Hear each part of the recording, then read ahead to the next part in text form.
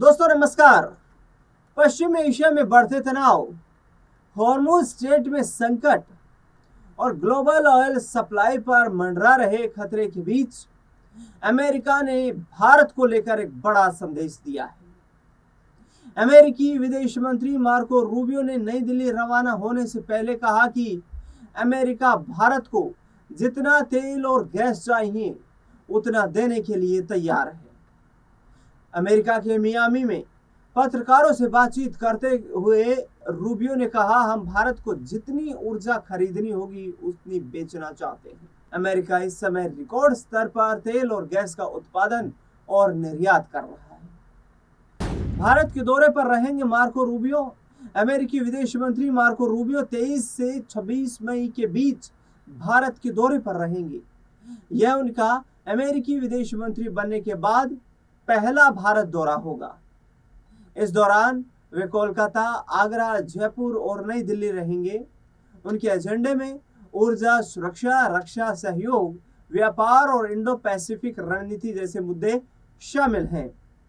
Iran America के बीच चल रहे संघर्ष से पूरी दुनिया ही प्रभावित हो रही है, लेकिन भारत पर इसके नकारात्मक प्रभाव देखने को मिल रहे हैं।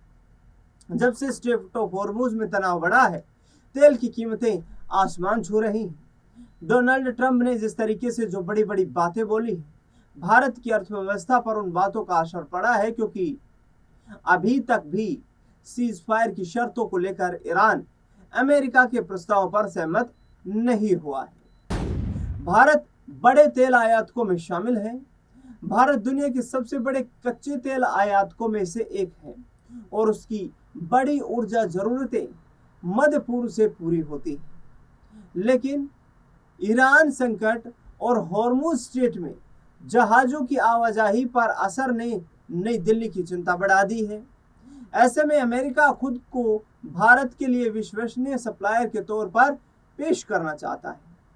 मार्को रूबियो ने कहा कि अमेरिकी देश के नागरिक और सरकार पहले से ही भारत के साथ ऊर्जा सहयोग बढ़ाने को लेकर बातचीत कर रहे हैं। उन्होंने कहा, हम चाहते हैं कि अमेरिकी ऊर्जा भारत के आयात पोर्टफोलियो का बड़ा हिस्सा बने। उन्होंने वेनेजुएला के तेल का भी जिक्र किया और संकेत दिया कि इस मोर्चे पर भी भारत के साथ संभावनाएं तलाशी जा सकती हैं। रूबियो ने कहा कि वेनेजुएला के अंतरिम राष्ट्रपति अगले हफ्ते भारत आ सकते हैं और ऊर्जा सहयोग पर बातचीत हो सकती है। भारत ऊर्जा सप्लाई का डाइवर्सिफाई कर रहा है। अमेरिका की यह पहल ऐसे समय पर सामने आई है जब भारत अपनी ऊर्जा सप्लाई को डाइवर्सिफाई करने में जुटा हुआ है।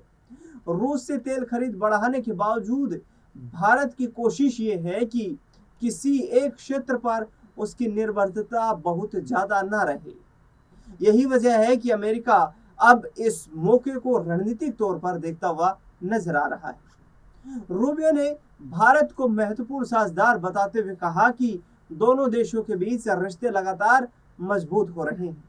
उन्होंने कहा, भारत हमारा शानदार पार्टनर है, हम उनके साथ बहुत अच्छा काम कर रहे हैं और यह यात्रा बेहद अहम है। नई दिल्ली में रूबियो क्वाड देशों के विदेश मंत्रियों की बैठक में हिस्सा लेंगे। इस बैठक में भारत, अमेरिका, जापान और ऑस्ट्रेलिया के बीच इंडो पैसिफिक सुरक्षा, समुद्री स्थिरता और सप्लाई चेन जैसे मुद्दों पर चर्चा होगी। सर्जिया गोर ने ट्रेड डील पर एक बड़ा बयान दिया है। अमेरिकी राजदूत ने कहा कि राष्ट्रपति डोनाल्ड ट्रंप का मकसद भारत और अमेरिका के बीच व्यापार को इस तरह बढ़ाना है जिससे अमेरिका की कंपनियों और वहां के कर्मचारियों को बड़े आर्थिक मौके मिल सके। उन्होंने कहा कि भारत अमेरिका ट्रेड डील को लेकर बातचीत तेजी से आगे बढ़ रही है और उम्मीद है कि बातचीत शुरू होने के करीब 1.5 साल के भीतर यह समझौता पूरा हो सकता है। राजदूत ने भरोसा जताया कि आने वाले कुछ हफ्तों और महीनों में दोनों देशों के बीच अहम ट्रेड डील फाइनल हो सकती है। अब भारत में तेल की कीमतें लगातार बढ़ रही हैं। भारत की तेल कंपनियों ने एक सप्ताह के भीतर 2 बार तेल के दाम बढ़ा दिए हैं। नई दिल्ली में अब पेट्रोल की कीमतें लगभग 98 रुपए प्रति लीटर है, वहीं डीजल की कीमतें 90 रुपए प्रति लीटर के पार हो चुकी है। कुल बढ़ोतरी करीब 4 रुपए प्रति लीटर दर्ज की गई है। अमेरिका और इसराइल के फरवरी के अंत में ईरान पर हमले के बाद से मध्य पूर्व में चल रहे संकट की वजह से होर्मुज जलडमरू मध्य से तेल नहीं निकल पा रहा है। विश्लेषक मान रहे हैं कि यदि हालात ऐसे ही रहे तो तेल की कीमतें आगे और बढ़ सकती हैं। विश्लेषकों के मुताबिक तेल की बढ़ती कीमतों का असर भारतीय अर्थव्यवस्था पर पड़ सकता है और पिछले 6 महीनों में ये दिखा भी है। पिछले साल नवंबर में कच्चे तेल की अंतर्राष्ट्रीय कीमतें जब $60-65 प्रति बैरल पर थी और तब रिजर्व बैंक ने वित्तीय वर्ष 2025-26 के लिए आर्थिक वृद्धि दर 7.6% रहने का अनुमान लगाया था। लेकिन इसके बाद दुनिया के अलग अलग हिस्सों में बने हालात की वजह से कच्चे तेल की कीमतें लगातार बढ़ रही हैं और मई 2026 में आरबीआई का कहना है कि मौजूदा वित्त वर्ष में विकास दर 6.9% के आसपास रह सकती है। यही नहीं, खुदरा महंगाई दर जो नवंबर 2025 में 0.7% थी, अब वह बढ़कर 3.48% हो चुकी है। इसका सीधा मतलब ये है कि भारत में खाना, किराया, ट्रांसपोर्ट और रोजमर्रा के अन्य खर्चे और ज्यादा महंगे हो गए हैं। भारत का आयात लगातार प्रभावित हो रहा है। बढ़ते तेल के दामों और गिरते आयात का असर भारत के रणनीतिक तेल भंडारों पर भी पड़ रहा है। राजनीतिक और भू राजनीति विश्लेषक नरेंद्र तनेजा कहते हैं कि भारत के पास 50 दिन का ही स्ट्रेटेजिक रिजर्व मौजूद है। हम 57 लाख बैरल प्रतिदिन खपत करते हैं। यदि यही चलता रहा तो इससे स्ट्रेटेजिक रिजर्व पर दबाव बढ़ सकता है। वहीं प्रोफेसर अरुण कुमार को लगता है कि भारत सरकार ऊर्जा संकट को भांपने में चूक गई और कदम उठाने में देरी कर दी। प्रोफेसर अरुण कुमार कहते हैं, मुझे लगता है कि सरकार ने कदम उठाने में लगभग 75 दिन की देरी कर दी। यदि सरकार ऊर्जा संकट का सही अंदाजा लगाकर रिफाइंड उत्पादों के निर्यात पर रोक लगा देती तो इससे हम क्रूड बचा सकते थे। अप्रैल महीने में हमने क्रूड से जो रिफाइंड उत्पाद तैयार किए उसका 35% तक निर्यात कर दिया। यह घरेलू उत्पादों की जरूरतों को पूरा करने में काम आ सकते थे। विश्लेषक क्रूड के दाम और बढ़ने की आशंका जाहिर करते हैं।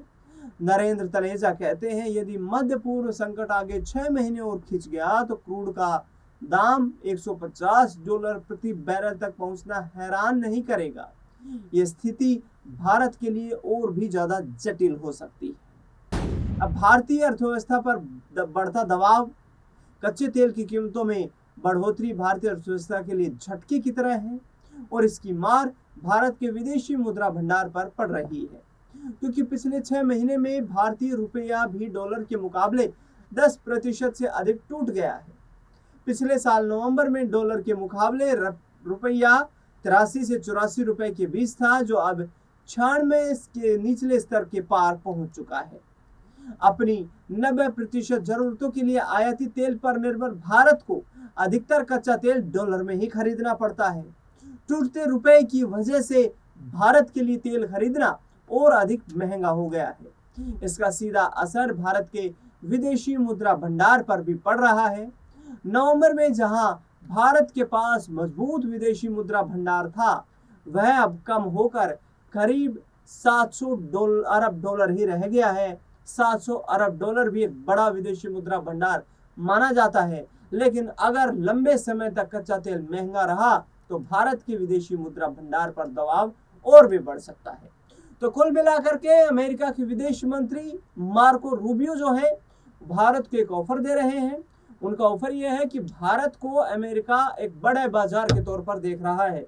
वेनेजुएला का तेल भी भारत आ सकता है, वेनेजुएला से गैस भी भारत आ सकती है, अमेरिका से तेल और गैस भारत आ सकती है। तो इसलिए मार्को रूबियो ने कहा है कि भारत को खतरे से निपटने के लिए बिल्कुल यहाँ पर चिंतित होने की आवश्यकता नहीं है, क्योंकि अमेरिका मजबूत स्ट्रेटेजिक पार्टनर और बिजनेस पार्टनर के रूप में उनके साथ खड़ा हुआ है।